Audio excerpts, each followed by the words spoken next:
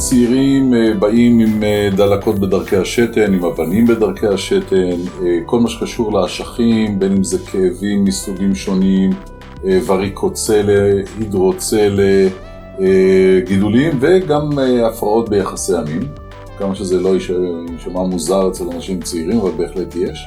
אצל נשים אכן יש נטייה הרבה יותר, זה גם מוכר בספרות, יותר דלקות שהן דלקות חוזרות בדרכי השתן, וזה יכולה להיות בעיה רצינית מאוד.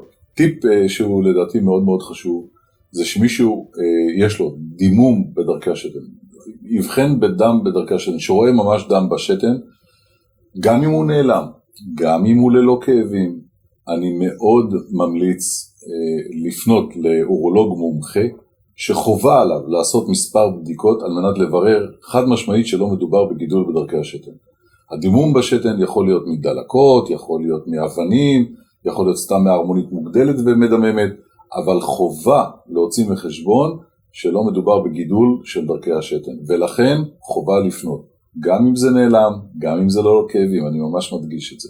בסדר, כי אנשים נוטים, כשזה נעלם, וזה לא כאבים, נוטים להתעלם מזה, וזה טעות, פשוט טעות.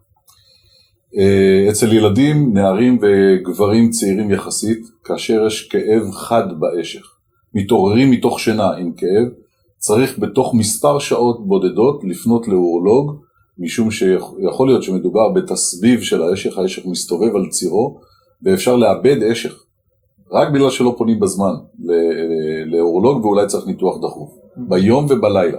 ואצל בעיה יותר כרונית, אצל יצרני אבנים, שלא פעם אחת הייתה להם אבן, אבל שהאבנים חוזרות, הם בוודאי צריכים לפנות למומחה לאורולוגיה או נפרולוגיה, ולעשות ברור מטאבולי, מה שאנחנו קוראים, כדי לנסות לברר מדוע הוא מייצר אבנים, והאם ניתן למנוע את היצירה הבאה.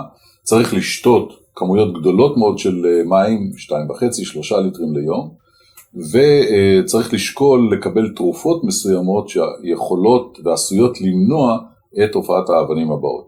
יש טיפולים היום, טיפולים ממוקדי מטרה, כמו בסרטן הכליה, באנגלית זה נקרא targeted therapy, שזה טיפולים שמכוונים לגידול ובלי לערב תאים אחרים, וככה גם למנוע תופעות לוואי.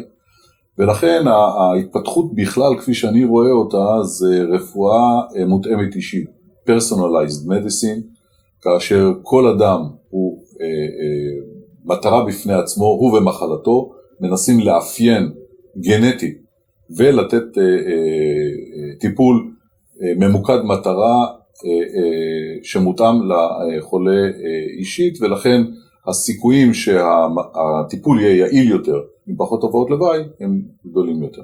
אנחנו רואים בצד הטכני של הרפואה מזעור של המכשירים, ככה שהרפואה, גם אם היא צריכה להיות פולשנית, היא נקראת זער פולשנית, זה כבר הרבה שנים, כדי שתופעות הלוואי יהיו פחותות.